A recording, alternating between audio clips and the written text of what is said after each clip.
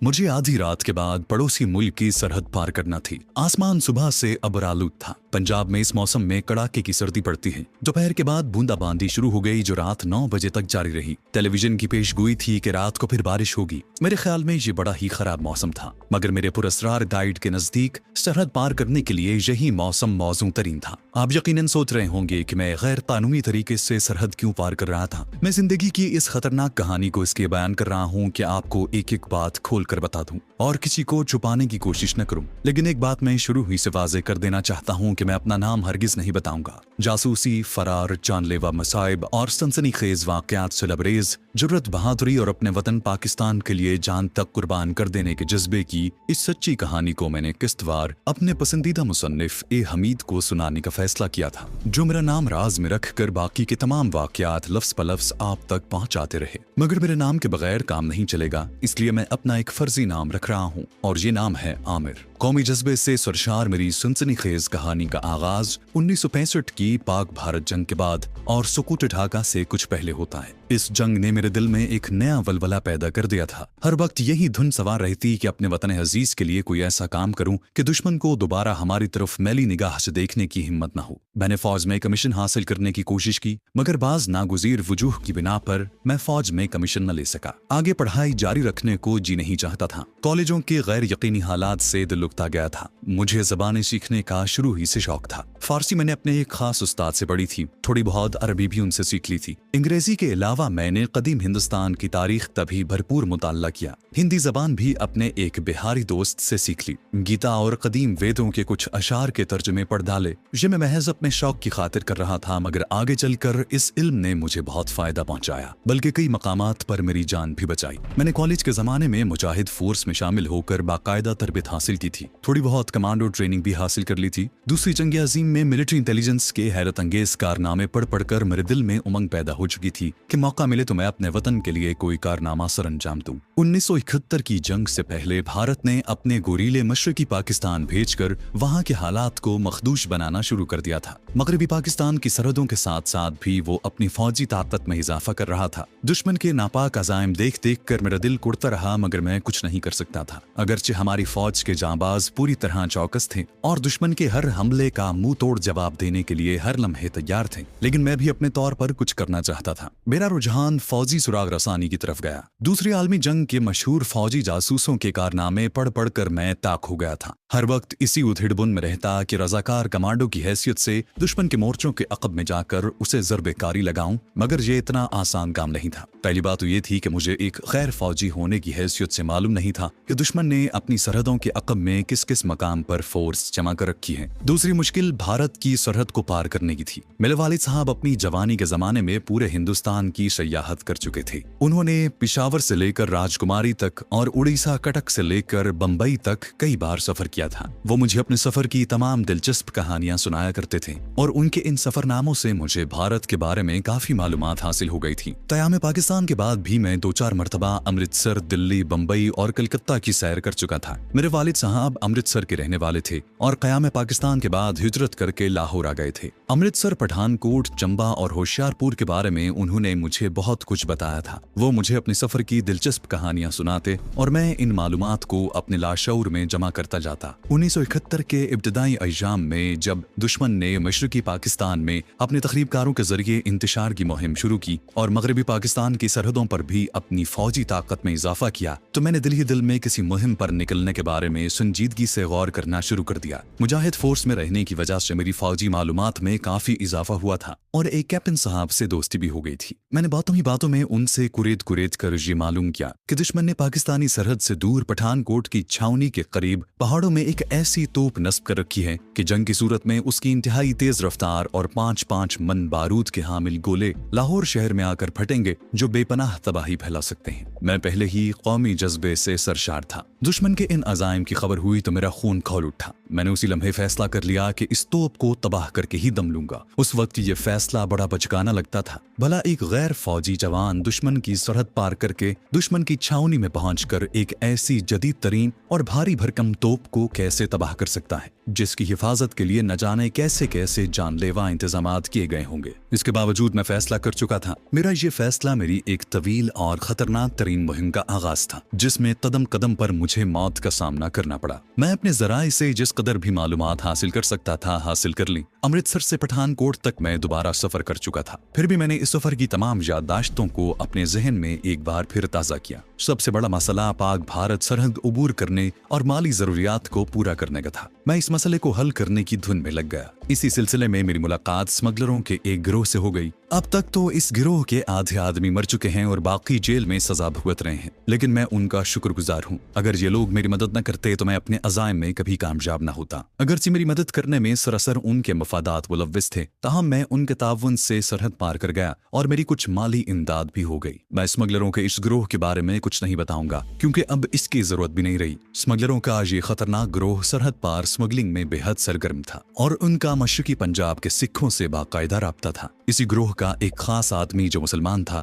अमृतसर में मुकीम था, जो स्मगलिंग के नापाक कारोबार की सरहद पार निगरानी करता था। उसका नाम आज तक मुझे मालूम नहीं हो सका। उसे गिरोह के लोग करौंडिया के नाम से याद करते थे। करौंडिया पंजाब में एक सांप होता है जो बंजर जमीनों में पाया जाता है और इस कदर जहरीला होता है कि आदमी को डसते ही वो परे हट जाता है ताकि आदमी उसके ऊपर न गिर पड़े। इसकी वजह यह है कि उसके डसते ही आदमी मर जाता है। ग्वाल मंडी की एक बदमाश से मेरी वाकफियत थी। यह आदमी उस गिरोह को जानता था। उसकी वसातत से मेरी स्मगलरों के गिरोह के लीडर से मुलाकात हो गई। मैंने उसे यही बताया कि मेरे अखराजात पूरे नहीं होते और मैं स्मगलिंग के जरिए दौलत कमाना चाहता हूँ। उन लोगों ने खुफिया तौर पर मेरी खूब छान फटक की और आखिर मुझे अपने गिरोह में शामिल कर लिया, लेकिन साथ ही धमकी दी कि अगर मैंने उन्हें धोखा दिया तो मुझे दुनिया के आखिरी हिस्से तक ढूंढ कर भी हलाक कर दिया जाएगा। मेरा मकसद तो सिर्फ सरहद पार करना था। स्मगलिंग से मुझे कोई सरोकार नहीं था। फिर भी मुझे अपने मिशन के लिए भारतीय करेंसी की जरूरत थी। लीडर ने पहले फेरे के लिए हेरोइन का एक प्लास्टिक में लिपटा हुआ लिफाफा मेरी कमर के गिर्द बांध दिया और कहा, ये लिफाफा तुम्हें अमृतसर में करौंडिया को पहुंचाना होगा, उसके बाद तुम्हारा काम खत्म हो जाएगा। वापसी पर उसके आदमी तुम्हें पाकिस्तान की सरहद पार करवा देंगे। यहाँ आने के बाद तुम्हें इस फेरे की उजरत 10,000 रुपए अदा कर दी जाएगी। मैंने लीडर से पूछा, क्या मुझे हिंदुस्तान में कुछ रुपए अदा नहीं किए जा सकते, क्योंकि वहाँ मैं अपनी पसंद की कुछ चीजें लाना चाहता हूँ। वो बोला, तुम्हें इसकी इजाजत नहीं दी जा सकती। तुम हमारा फेरा लगाने जाओगे, मेला देखने नहीं। अमृतसर के बाजारों में घूमने फिरने की भी कोशिश न करना। मैं खामोश हो गया, लेकिन दिल में एक मंसूबा मैंने उसी वक्त तैयार कर लिया था। मुझे आधी रात को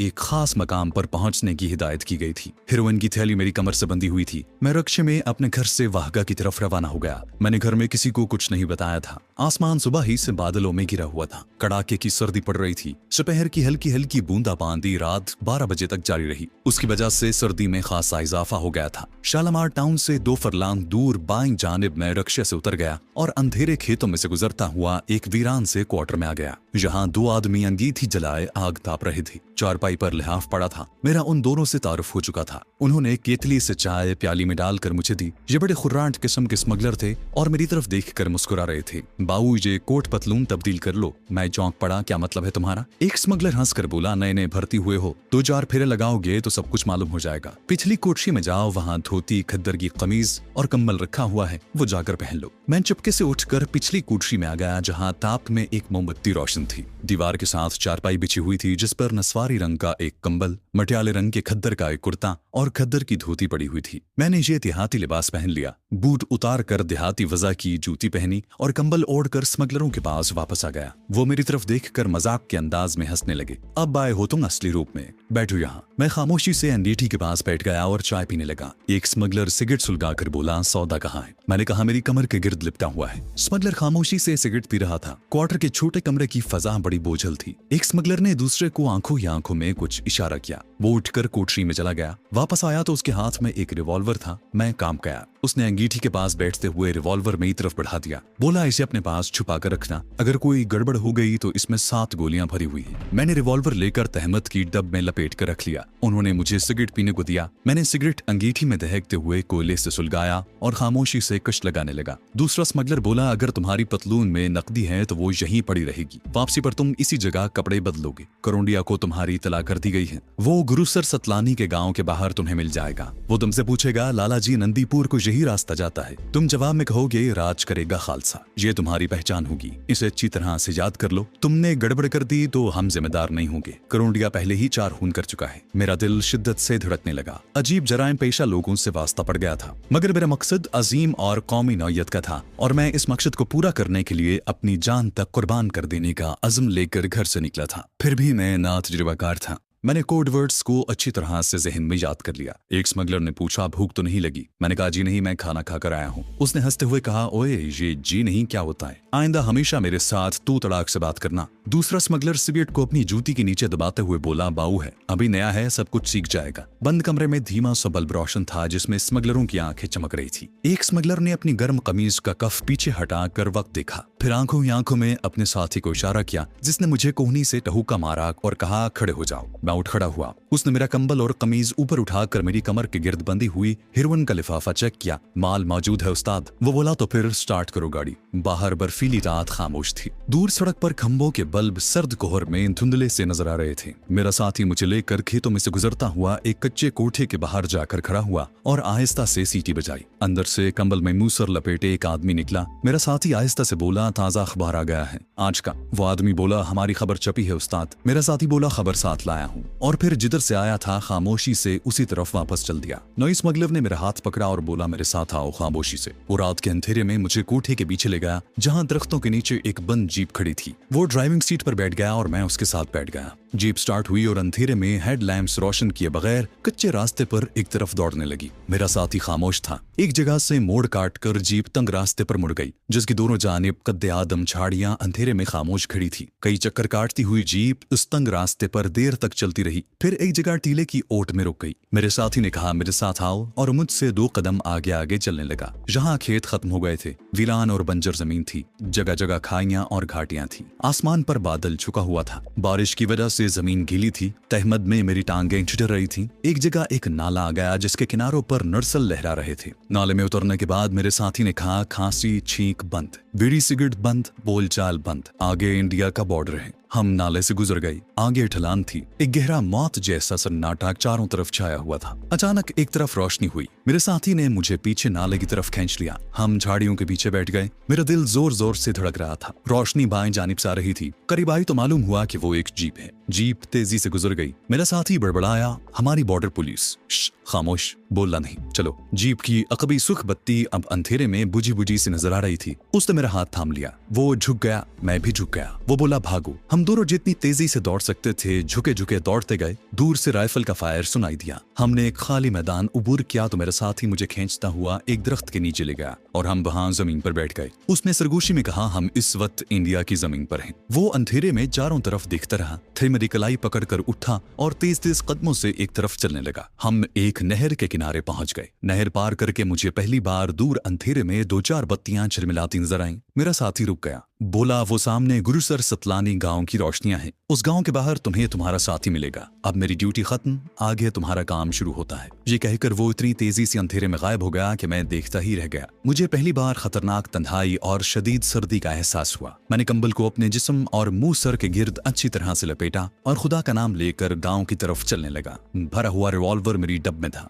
हेरोइन की थैली मेरी कमर के गिर्द बंधी हुई थी। यकजक मुझे बातों की आवाज सुनाई दी। 2 आदमी पंजाबी में बात कर रहे थे। मैं खेत की दूसरी तरफ होकर आगे बढ़ा तो बाएं जानिब 2 साए नजर आए। वो आपस में खेतों में पानी लगाने के बारे में बातें कर रहे थे। जबान से अंदाजा हो रहा था कि वो सिख हैं। मैं दरख्तों के पीछे से होकर रात के अंधेरे में आगे निकल गया। अगर आप लाहौर से बजरिया ट्रेन इंडिया गए हो तो आपको याद होगा कि वाहगा से आगे भारत का इलाका शुरू हो जाता है। फिर अट्टारी का रेलवे स्टेशन आता है जो किसी जमाने में बड़े बड़े सिख जागीरदारों का गढ़ था और उसी बस्ती को महाराजा रंजीत सिंह के एक सिख जर्नैल शाम सिंह अट्टारी ने आबाद किया था। कयाम पाकिस्तान के बाद बॉर्डर पर वाक़ होने की वजह से अट्टारी की हवेलियां वीरान हो गईं। सिख अपनी जमीनें फरोख्त करके बड़े बड़े शहरों की तरफ चले गए। अट्टारी से आगे गुरुसर सतलानी का छोटा सा गांव आता है। कयाम पाकिस्तान से पहले भी यहाँ रेल बहुत कम ठहरा करती थी। इस गांव के आगे रेलवे स्टेशन आता है, फिर छिहरटा और उसके बाद अमृतसर का शहर आ जाता है। गुरुसर सतलानी एक छोटा सा सिखों का गाँव है जहाँ काश्तकार ही रहते हैं। गांव के बाहर बिजली के खंबे पर एक बल्ब रोशन था जिसकी रोशनी सर्द रात के कोहर में कपकपाती महसूस हो रही थी। मैं तरकारियों की खेत में से गुजर रहा था। अब मैं यूं जाहिर कर रहा था जैसे मैं भी किसान हूँ और रात को अपने खेतों में पानी लगाने आया हूँ। गांव के कच्चे मकान अंधेरे और सर्दी में डूबे हुए थे। गांव के कोने के करीब ईंटों का एक वीरान भट्टा था। मैं वहां पहुंचा तो अचानक एक कंबल पोश साया निकल कर मेरे सामने आ गया। लाला जी, नंदीपुर को यही रास्ता जाता है। मैं समझ गया कि यही करोंदिया नाम का स्मगलर है जो मेरी पेशवाई के लिए आया है। मैंने जवाब में कहा, राज करेगा खालसा। वो आहिस्ता से मेरे करीब आ गया। चेहरा करवाओ। मैंने कंबल मुंह से खिसका दिया। उसने कहा, मेरे साथ आ जाओ। गांव के मकान नींद में डूबे हुए लगते थे। कच्चे रास्ते में बारिश की वजह से कीचड़ हो गई थी। हम गांव से निकलकर एक सड़क पर दरख्त के नीचे खड़े हो गए। मेरे नए स्मगलर साथी करोंदिया ने कहा, यहाँ मेरा नाम परशुत्तम दास है, मुझे सब परशुत्तू कहते हैं। तुम्हारा नाम क्या है? मैंने जवाब दिया, आमिर। रात के 2:45 बज रहे हैं। अट्टारी से एक बस 6 हर्टा के कारखानों के लिए मजदूरों को लेकर आने वाली है। हम उसमें बैठकर 6 हर्टा जाएंगे। तुम कोई बात न करना। इनकी पंजाबी लाहौर वाली पंजाबी से बहुत मुख्तलिफ है।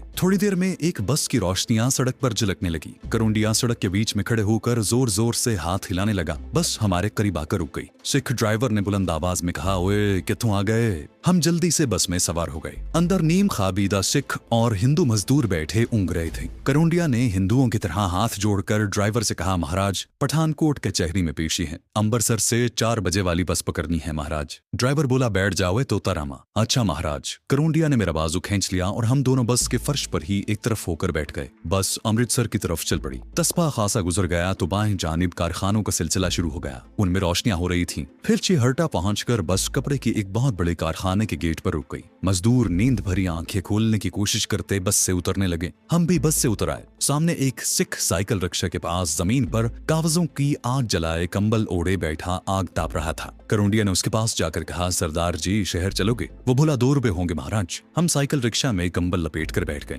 चिहर्टा से अमृतसर जाने वाली सड़क खासी चौड़ी थी और दोनों जानिब शीशम के गुंजान दरख्त खड़े थे। सड़क सुनसान थी। सख्त सर्दी में दरख्तों के नीचे धुंध जमा हो रही थी। कारखानों के ठिठुरे हुए मजदूर साइकिलों पर सवार करीब से गुजरते जाते थे। अमृतसर का रेलवे स्टेशन आ गया। इंजन के शंट करने की आवाजें आ रही थी। स्टेशन पर बत्तियां जगमगा रही थी। सर्दी की वजह से स्टेशन के सामने वाला अहाता वीरान था। दूसरी जाने प्रिंस और अशोक होटल के बाहर अलाव रोशन थे और रेलवे के उली आग ताप रहे थे। सिख साइकिल रिक्शे वाले ने फूली हुई सांस में पूछा, शरीफपुरे जाओगे कि हॉल बाजार? सामने 2 पुल आ गए थे। बाएं जानिब सीढ़ियों वाला पुल था जो हाल बाजार के गेट की तरफ जाता था और दूसरा कंपनी बाग के पहलू से होकर फैम पाकिस्तान के जमाने में मुसलमानों के मशहूर गढ़ शरीफपुरे की तरफ जाता था। करोंडिया बोला, यहीं रोक दो महाराज, हॉल गेट जाएंगे। हम सीढ़ियों वाला पुल उबूर करके रेलवे लाइन की दूसरी जानिब हॉल गेट के पास पहुंच गए। शहर की सड़कें सुनसान पड़ी थी। करोंडिया ने कहा, अगर कोई पुलिस वाला आ गया तो गूंगे बन जाना, बाकी मैं संभाल लूंगा। माल कमर के साथ है ना? मैंने आहिस्ता से कहा, हाँ।